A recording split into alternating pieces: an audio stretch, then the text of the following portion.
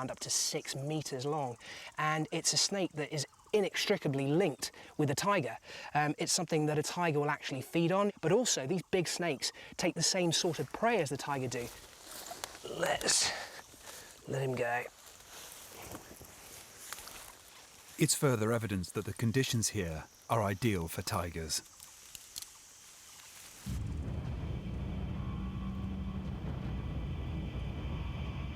In the north of Bhutan, Gordon remains unconvinced by tales of tigers living so high up.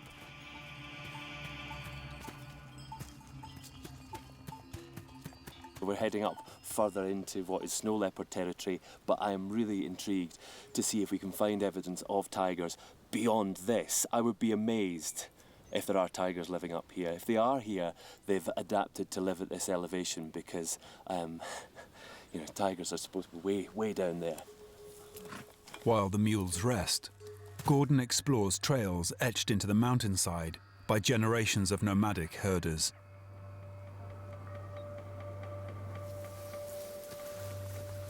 If tigers are living up here, they would make use of these same paths.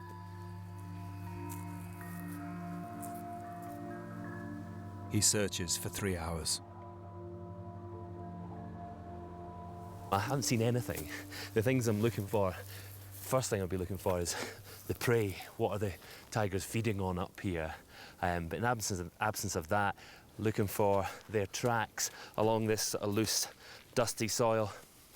Tigers, when they're patrolling, they make these scrapes on the ground, they urinate against bushes, you can smell that, they scratch on trees. There is none of that. I haven't seen one piece of evidence that backs up the rumours that there are tigers up here. And I keep on telling myself, these are rumours that there are tigers here, but there are also rumours in Bhutan that there are yetis. So I'm beginning to sort of wonder whether, they're here at all.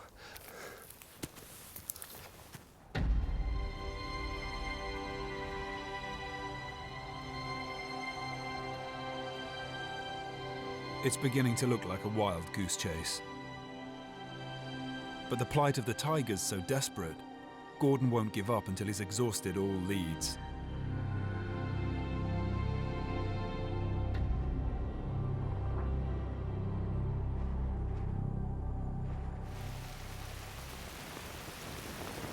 In the south, the search for tigers has come to an abrupt halt. Another heavy rainstorm is washing away any telltale footprints or scat. This is pretty hopeless now. Down here is just a running stream, so there is absolutely nothing going to hold there. And unless we were to come across an area where the tiger had been within minutes beforehand, which really isn't going to happen, our mission's over for today. So I think we need to head back to camp, get dry, get the dog dry. He's looking a bit miserable, isn't he?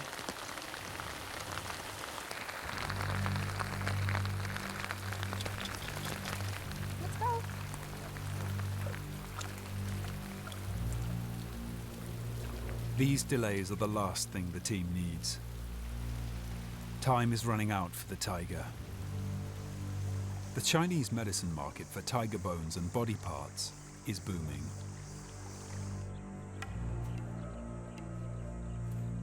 As tigers become rarer, the price on their heads just gets higher.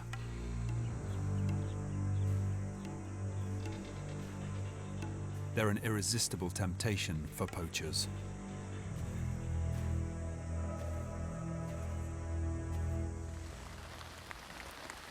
Alan has frequently witnessed the aftermath of their dirty work, but seeing these images for the first time can be deeply shocking.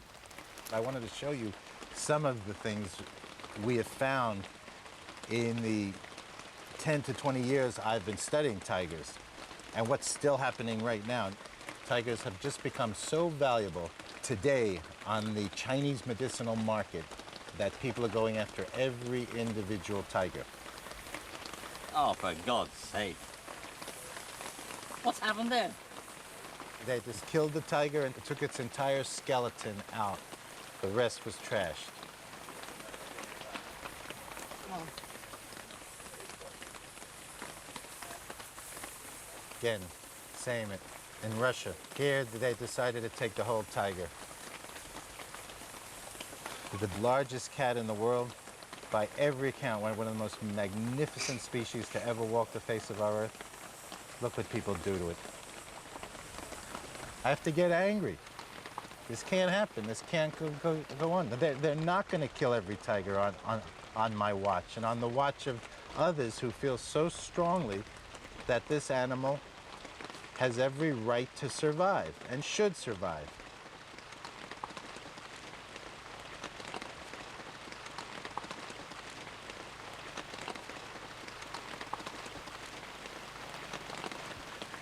Some of these are so disgusting. But I just don't want to see them.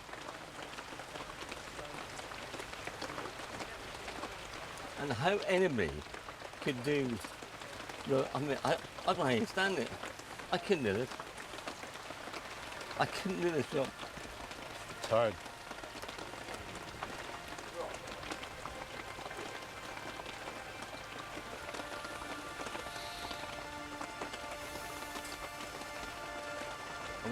I wish she hadn't shown me this. George, it stinks. It really does.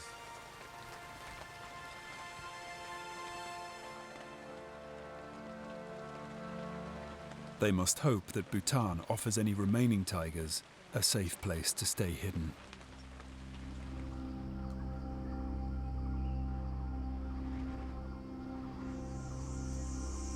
Tigers are not easy to find, not in a natural area. People think, well, if you're not seeing tigers, why don't you go to a place where you can see tigers? Well, frankly, any place where you can go and see tigers easily is not the most natural area for tigers. This is a truly wild, natural landscape for the tiger. Tigers roam over hundreds of miles and avoid humans wherever they can. If they do live in these thick forests, they would rarely be seen.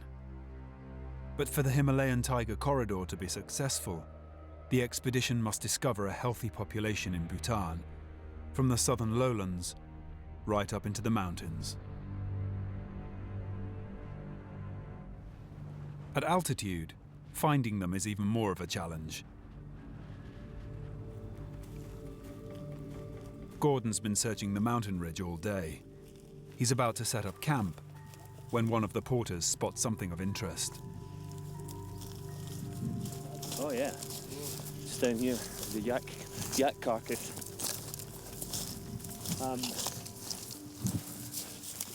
Most big cats start feeding from the rear. If you look, the front half is intact and the back half is almost completely gone. That might be a big clue as to what happened to it. If there was a big cat up here and there were yaks grazing around here, what they would do is lurk on the tree line and wait for a yak to get close enough. They just charge out, grab it, and then drag it back into somewhere like this. You know, what I'd be looking for on a fresh kill is puncture marks on the neck. And actually, the hair is quite badly disturbed around there, but there's a deep hole in there. Oh, actually, there's a very deep hole. Let me have a look. I've found something here which it could really mean that a tiger took this. A big puncture wound. It looks maybe a little bit too big for a leopard. Often when they attack, it's only one tooth that actually punctures. It's like a bullet hole, exactly where a tiger would attack. It would grab onto it and swing round and grab under the neck. Quite often, the puncture wound is located behind the ear, which is exactly where this one is.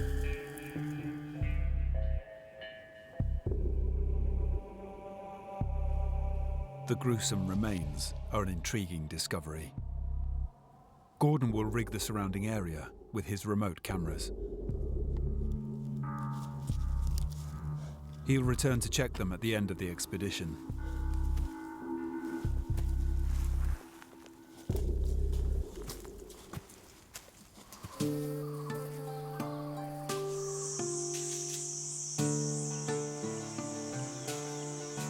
Near base camp, Alan's camera traps have been whirring away for a week. They've recorded everything that's walked past. It's always very, very exciting looking at these pictures. It's like going into a candy store and not being sure of exactly what kind of candy is in there and hoping your favorite candy is there.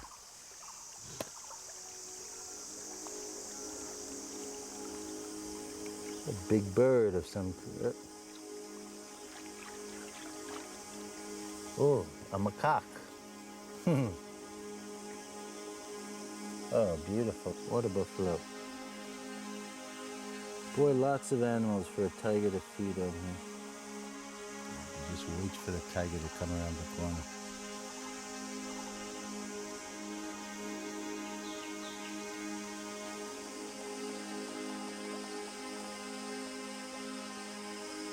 Oh, look at that. That's a beauty.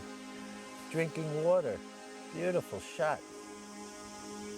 It's not a tiger, but a rare leopard. But we didn't have a tiger this time, but we have some great pictures. People don't understand, unless they've been in other areas where so much of the animals have been killed off, how special this is.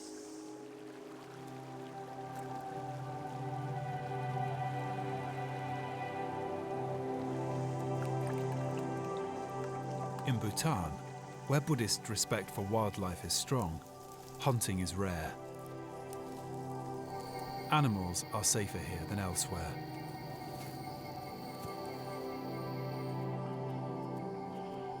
Civets search for food under the cover of darkness. It's the best time for species like the leopard cat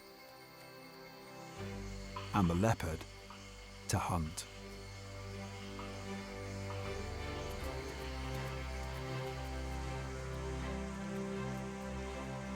There's a good population of leopards here. And even a rare form of leopard, a black panther. But still, no tigers.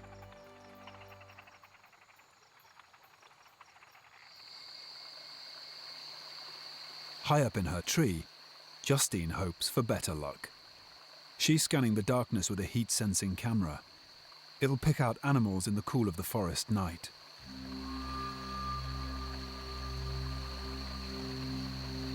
I can see something. It's amazing how it glows. This is the first mammal I've seen on the thermal camera. She switches to her infrared camera for a more detailed look.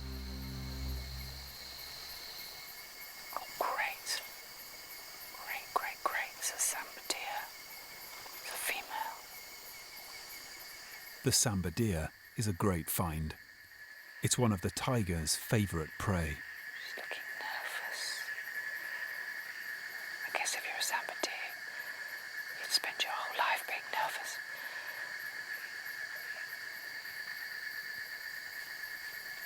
There's another deer. I'm really glad to see these Samba deer because it means that there's quite a good population around. Which does raise our chances somewhat of seeing tiger. Justine will keep her tiger vigil all night. At base camp, everyone is desperate for some rest. Good night, Bruiser. Good night. All except George. Darkness is when his favourite creatures appear. Oh my goodness. This is a beautiful moon moth. And it's a male, and you've got these long hind wingtails. It's absolutely gorgeous. What a sight to see. Let me just bend it round so you can see how stunning it is. Look at that. Is that not just the prettiest moth you've ever seen in your life? That is one of the best things I've seen so far. George is also drawn to little glowing lights in the forest.